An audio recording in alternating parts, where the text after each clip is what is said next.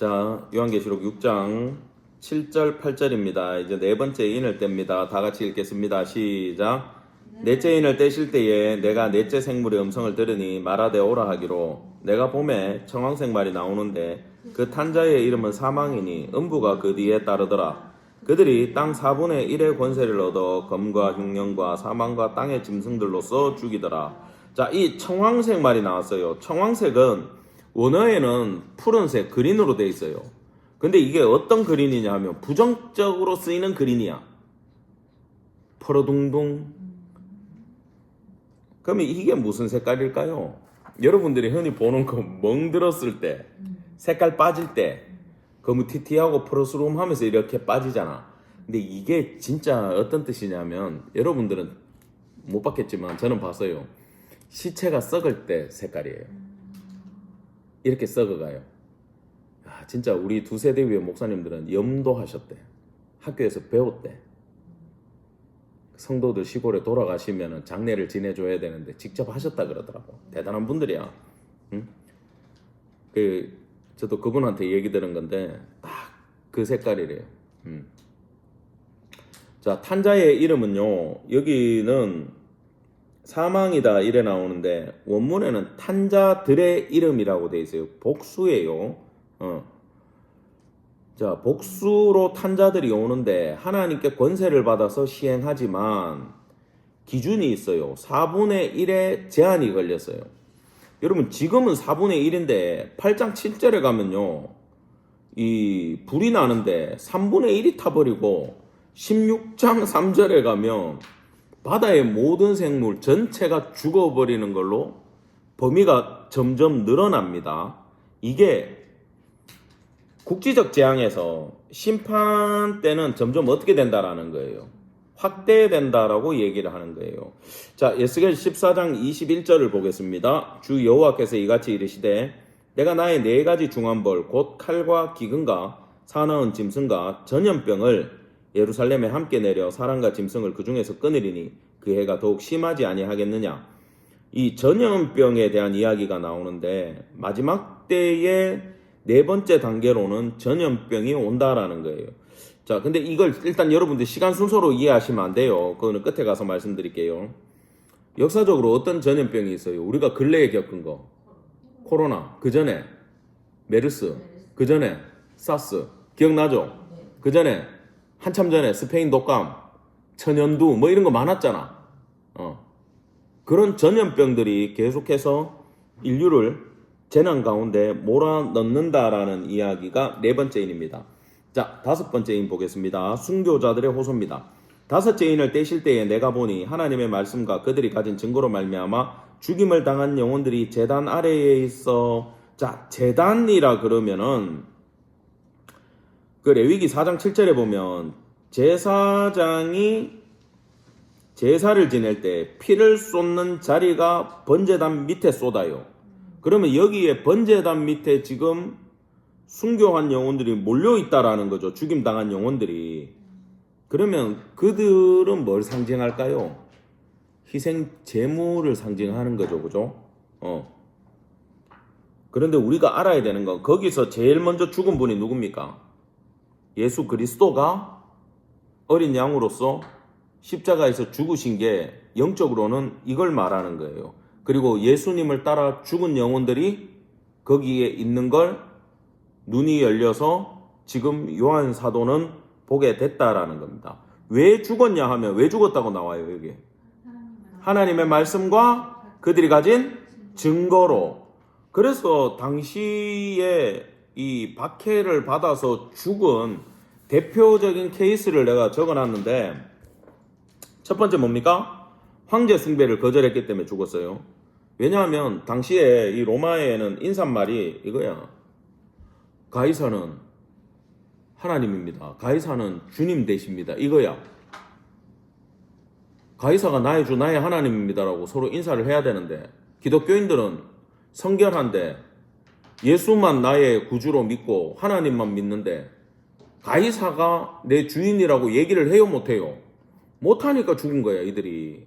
두 번째, 관직에 진출할 수가 없어요. 가이사를 인정을 해야 가이사 녹을 먹죠. 그러니까 직업을 가질 수가 없어서 굶어 죽었어요. 세 번째, 이렇게 핍박받았는데 우리도 교회에서 뭐라 그럽니까? 형제님, 자매님 그러잖아요. 그래서 기독교인들을, 이 종교인들을 어떻게 봤냐면 근친상간 해가지고 전부 다 한 가족으로 얽혀있는 이상한 존재들로 봤어요. 세 번째. 네 번째는 예수님의 성찬식을 거행할 때마다 예수님 말씀을 읽어주는데 이는 내 살이요 피니 그러잖아. 밖에서 들으면 식인종 돼버리는 거야. 그래서 핍박을 받았어요. 어이없게도. 그런 오해가 교회사적으로 실제로 받았습니다. 자, 그들이 뭐라고 얘기하는가? 10절입니다. 다 같이 시작. 큰 소리로 불러 이르되 거룩하고 참되신 대주제여 땅에 거하는 자들을 심판하여 우리 피를 갚아주지 아니하시기를 어느 때까지 하시려 하나이까 하니. 자, 지금 순교자들의 탄원인데 큰 소리로 부르고 있어요. 이건 울부짖음이었다라는 거예요.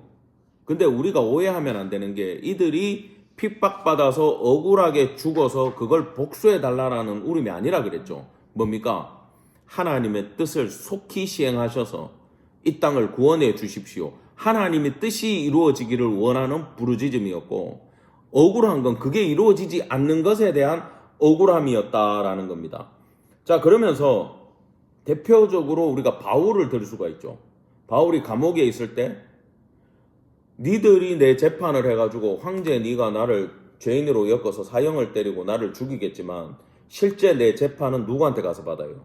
의로우신 재판장이 나를 재판해 주실 나는 그날을 기다린다 그러고 가셨잖아요. 그 심정이 이들의 심정인 거예요.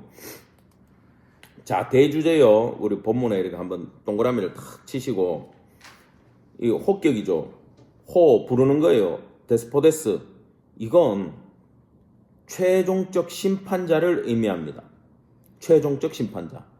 이 말을 실제로 누구한테 붙였냐면 황제한테 붙인 거예요. 근데 요한은 하나님은 예수님은 아니다. 이건 하나님께 돌려야 될 호칭이다라는 거예요. 자, 여기 갚아달라, 갚아주지 아니하시기를 할 때 갚아달라는 보복을 얘기하는데 1차적으로는 억울한 일을 당했다는 거잖아요. 억울하다는 건 정당하다는 게 내재되어 있다 그랬어요. 누가복음 18장에 그 불의한 재판관 비유에서 얘기를 했는데 예전에 했기 때문에 설명을 안 하겠습니다. 실제로 우리는 이 땅을 살아갈 때 억울하고 손해보고 기독교인으로 어려운 일을 많이 겪고 진짜 예수 믿기 때문에 참아야 되는 일들이 한두 가지가 아니잖아요. 그리고 어쩌면 죽을 때까지 이게 우리는 안 풀릴 수도 있어요. 근데 우리가 기억해야 되는 건 모든 문제를 하나님은 체크를 하신다라는 거예요. 그게 바로 의로우신 재판관입니다. 자, 11절 다 같이 시작. 각각 그들에게 흰 두루마기를 주시며 이르시되 아직 잠시 동안 쉬되 그들의 동무 종들과 형제들과 자기처럼 죽임을 당하여 그 수가 차기까지 하라 하더라. 자, 흰 두루마기, 이건 두루마리가 아니고 두루마기, 옷이에요. 흰 옷은 순교자의 옷이지만 승리자의 옷이에요. 전쟁에서 승리한 자들이 입는 옷이 흰 옷이에요. 그리고 흰 옷은 정식으로 갖춰 입는 예복이었어요. 그러면 이건 뭘 의미합니까? 완성된 성도들이야. 완벽하게 완성돼 버린 성도들의 모습을 보여주는 겁니다. 요한계시록 3장에서도 우리가 배웠어요. 4대 교회에 흰옷 입고 흰옷을 입을 것이요 흰옷을 사서 입어라 이렇게 되어 있는데 이 원어적인 뜻은 행위를 통해서 내가 흰옷 입고 싶다, 내가 거룩해지고 싶다 안 돼요. 은혜적인 측면이 첫 번째 너무 강하다라는 겁니다. 흰옷의 첫 번째 의미가 뭐라고요? 은혜적인 측면이 강하다라는 거예요. 하나님의 은혜로 거저받는 거예요. 이게 요한계시록 3장 4절부터 18절까지 나오는 흰옷의 의미예요. 두 번째 흰옷의 의미가 다음 주에 우리가 보는데 읽어드릴게요. 7장 13절 장로 중 하나가 응답하여 나에게 이르되 이 흰옷 입은 자들이 누구며 또 어디서 왔느냐? 내가 말하기를 내 주여 당신이 아시나이다 하니 그가 나에게 이르되 이는 큰 환난에서 나오는 자들인데 어린 양의 피에 그 옷을 씻어 희게 하였느니라. 아멘. 이게 무슨 말이냐 하면 내가 흰옷을 만들 수 있는 게 아니에요. 어린 양의 피로 씻어줘야 돼. 흰 옷을 입는 건 여러분 수동태입니다. 수동적인 의미가 강한 거예요. 우리 뜻대로 안 돼요. 아까도 은혜지만 두 번째는 수동이에요. 예수님이 씻어줘야 된다라는 거예요. 그 다음에 19장에 7, 8절에 보면 우리가 즐거워하고 크게 기뻐하며 그에게 영광을 돌리세. 어린 양의 혼인기약이 이르렀고 그의 아내가 자신을 준비하였으므로 그에게 빛나고 깨끗한 세마포 옷, 이게 흰 옷이에요. 허락하였으니 이 세마포 옷은 성도들의 옳은 행실이더라. 별표. 옳은 행실에 별표를 치세요. 본문에. 무슨 뜻이냐 하면 이 옳은 행실이라는 이 단어가요. 행위를 뜻하는 것 같잖아요. 내가 옳게 살아야 세마포 옷, 흰 옷, 신부의 옷, 거룩한 예복을 받는구나라고 생각하지만 이게 행위적인 뜻이 원문에 하나도 없어. 뭐냐? 법적인 선언이라는 거예요. 이해가 되십니까? 은혜, 수동, 법적인 선언. 옷으로 말하면 너 흰옷 입어 이거고, 은혜로 말하면 너는 구원받은 존재야 라고 선언해 주시는 거예요. 법정에서 선언이 일어나는 걸 얘기하는 거지 행위로 입는 옷이 아니고 옳게 행한다고 받을 수 있는 옷이 절대 아니에요. 법적인 선언이에요. 그게 중요합니다. 잠시 동안 그들에게 쉬라고 하는 것은 마지막 날까지 순교자들에게 회복과 안식의 시간을 하나님이 주시는 거예요. 그리고 그 수가 차기까지 와야 되는데 동무 종들 둘로쓰죠. 예수 그리스도 안에서 믿음으로 형제 자매된 자들의 숫자가 차기까지 기다리라는 겁니다. 이 숫자가 찬다라는 것은 충만하다라는 개념인데, 충만한 순교자들, 근데 이게 미래 완료형이기 때문에 하나님이 생각한 그림의 틀은 이미 완성돼 있고 세월이 흘러가면서 완성돼 가는 거거든요. 미래 완료형이에요. 이미 완성이 됐어요. 근데 미래형이야. 이해가 되죠? 그럼 이 숫자가 찰 때까지 이 시간 동안 그럼 세상 사람들 뭐 합니까? 회개의 시간을 주시는 거예요. 이 기간까지 완성될 때까지.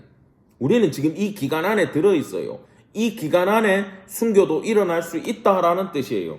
그런데 이슬람 쪽하고 전체 다는 아닙니다. 이슬람도 다 그런 애들은 아니에요. 특별히 파키스탄에 이런 사람들이 많고 미국에도 사이비 이단들이 이 본문을 해석해가지고 순교자가 차야 종말이 완성되고 예수님이 다시 오신다. 그러면서 일부는 이 말씀을 가지고 감정적으로 예민한 사람들 있잖아요. 어린아이, 청소년, 젊은 여자들 이 말씀으로 가르쳐가지고 폭탄 줘서 보내. 그리고 미국에서는 이 말씀 가지고 빨리 순교자의 수가 차야 예수님 오시니까 우리가 같이 순교하자 그러면서 지하실 50명 음독 자살 이런 게 나오는 거야. 아시겠어요? 우리나라도 있었어요, 없었어요? 있었어요. 옛날 뉴스에 나왔어요. 이 해석이 잘못되면 그렇게 가요. 자, 근데 여기 본문에 보면은 그 수가 차기까지 한다라고 돼 있고 우리가 알다시피 그 14만 4천 배우게 될 겁니다. 그럼 이거 신천지 때문에, 신천지도 너무 좋은 말이고 14만 4천도 너무 좋은 말인데 이놈들 때문에 교회에서 이 이야기를 못하게 돼서 14만 4천이 몇 명일까요 도대체? 14만 4천 명? 많은 숫자? 이거는 자 수학하세요. 12 곱하기 12가 얼마예요? 144 곱하기 1000 얼마야? 14만 4천. 그러면 12와 12와 1000을 말해. 그 이 1000부터 얘기할게요. 우리 옛날에 600만 불 사나이 지금 얼마 안 되는데 600만 불이 어떤 돈입니까? 어마어마한 돈이었잖아. 백만장자. 그죠? 이게 무슨 뜻이에요? 부자를 뜻하는 거잖아요. 그럼 성경에서 1000은 허다한 숫자, 오케이? 허다하기 많은 숫자 1000이에요. 그러면 12 곱하기 12 곱하기 1000인데 12는 뭐냐? 12지파, 구약의 성도. 12는 신약의 12제자, 신약의 예수를 믿는 자들 및 허다한 성도들, 예수 믿는 전체를 뜻하는 숫자가 14만 4천이라는 거예요. 그런데 6장 11절 보면은 이게 만약에 지금 3대 7중 재앙이라고 해석하는 사람들이 첫 번째 인을 뗄 때부터 재앙이 적그리스도부터 해가지고 사람을 죽이는 기근, 전쟁, 전염병이 와가지고 이게 종말이 이미 스타트가 됐다 그러면 이미 종말이 시작됐는데 순교자들이 억울해하고 하나님이 기다리라고 얘기할 필요가 있어요. 지금 두드리 패기 시작했는데 이 땅을. 그 얘기할 필요가 없죠. 그러면 이거는 실제적인 심판이라는 겁니까? 아니라는 겁니까? 아니라는 거죠. 그럼 아직 내용은 공개가 됐지만 구체적으로 시행은 안 됐어. 그래서 나팔, 대접을 어떻게 딱 이해하면 되냐면 전쟁이 일어나. 전쟁 포고문이 왔어. 땅 열었어. 니들 말 안 들으면 때린다. 이게 인이야. 근데 말 안 들었어. 일부는 말 듣고 항복해갖고 갔고 일부는 말 안 들었어. 그럼 이제 전쟁이 일어나는 거야. 그럼 저쪽에서 전쟁을 시작을 알리는 뭘 불겠어요? 나팔을 불겠지만 나팔 분다고 내가 바로 죽어요? 아니죠. 폭탄이 날아와야 터져서 죽는 거예요. 그러면 지금 이 이미지로 인을 뗐다라는 건 오픈하면서 경고하시는 거예요. 앞으로 이렇게 때릴 거야? 뭐해? 회개해. 돌아와. 예수 끝까지 똑바로 믿어. 이 예수님의 설교가 인을 떼는 거예요. 그래서 인을 떼는 거는 순서가 말 나오고 있잖아요. 순교자 탄원 나오고 뒤에 보는 거 우주적 재앙이 있는데 이 1, 2, 3, 4, 5, 6, 7이 체계적인 것 같지만 뒤에 나오는 나팔과 대접은요. 아예 첫 번째, 두 번째, 세 번째, 네 번째, 일곱째까지 아구가 딱 맞아. 근데 요 두 개하고 앞에 거는 아구가 안 맞아. 이렇게 시험 공부할 때 힘들어 신학생들이. 왜 아구가 안 맞냐? 앞에 거 설교고 뒤에 거는 나팔 불면서 때리기 시작하니까 연결이 될 수밖에 없는 거예요. 그 차이가 있어요. 아직 시작된 거 아닙니다. 자, 두 번째 단락입니다. 내가 보니 여섯째 인을 떼실 때에 큰 지진이 나. 이 큰 지진은 이 메가톤이 여기서 나온 말이야. 메가스라는 말에서 나왔는데 메가톤 이러면 여러분 폭탄 생각나요? 아이스크림 생각나요? 아, 그럴 줄 알았어요. 아이스크림 생각나죠. 크다고 메가톤이에요. 자, 해가 시커매지고 달은 빨개진다. 그러면서 하늘의 별들이 무화과 나무 대풍에 흔들려 설익은 열매가 떨어지는 것 같이 떨어지더라. 행성이 우수수수 떨어진대. 이게 실제로 떨어지면 지구에 사람이 살아요? 못 살아요? 못 살아요. 마지막 날에 이렇게 될 거다. 똑바로 믿어라. 이 얘기하는 겁니다. 하늘은 두루마리가 말리는 것 같이 떠나가. 이건 뭐냐 하면은 요즘에 설명할 게 이거밖에 없어. 달력 큰 거 말아서 주잖아. 그러면은 이거를 쭉 펴놔도 어떻게 돼요? 후루룩 말리죠. 하늘이 그렇게 말려버린대. 마지막에 산과 섬도 하나도 제자리에 없더라. 이거 계시록 16장에 그대로 나옵니다. 흔들려 떨어지고 떠나가고 옮겨지더라. 이건요 무슨 뜻이냐 하면은 여기 13, 14절에 나오는 동사 흔들려 떨어지고 떠나가고 옮겨지고는 적으세요. 밑줄 치세요. 이 땅에 영존하는 게 아무것도 없다. 그러면 미리 예수 받게요. 영원한 건 뭐냐? 요한계시록 21장에 나와요. 21장 3절에 내가 들으니 보좌에서 큰 음성이 나서 이르되 보라 하나님의 장막이 사람들과 함께 있음에 하나님이 그들과 함께 계시리니 그들은 하나님의 백성이 되고 남는 게 두 개밖에 없어. 마지막 날이 지나고 나면 하나님 천국 장막이랑 믿는 성도들만 남고 다 세상은 없어져요. 그러면은 주님이 이 인대심을 보이는 이유는 예레미야 29장에서 재앙을 예고할 때 똑같이 얘기했어요. 여호와의 말씀이니라 너희를 향한 나의 생각을 내가 하나니 평안이요 재앙이 아니니라 너희의 미래와 희망을 주는 것이니라. 지금 이 인을 떼시는 이유는 우리 보고 희망을 가지고 핍박 가운데 굴하지 말고 마지막 날을 기다리며 재앙의 시대를 견디라고 하는 예수님의 설교입니다. 말씀에 더 집중하라는 거예요. 자, 15절입니다. 땅의 임금과 왕족들과 장군들과 부자들과 강한 자들과 모든 종과 자유인과 굴과 산들 바위 틈에 숨어. 여기 나오는 이 사람들은요, 당시 세상에서 안정감을 가지고 그래도 밥 먹고 사는 자들을 말하는 거예요. 예수 믿는 사람들은 이렇게 못 살았어요.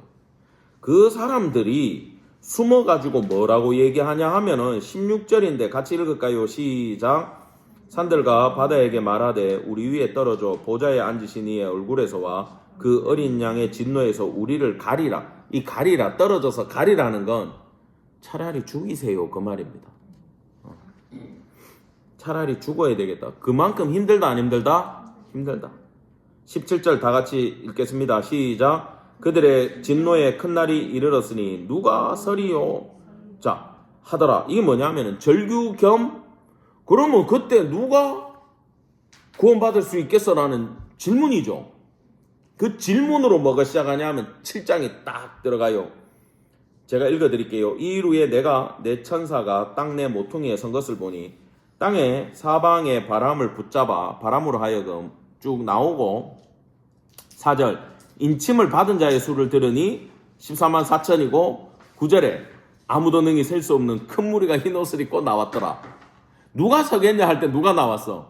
14만 4천 흰 옷 입은 자들, 예수 믿는 자들만 이때 구원 받더라 그 얘기입니다. 그 다음에 이제 이걸로 이제 본문 강해는 마치고요.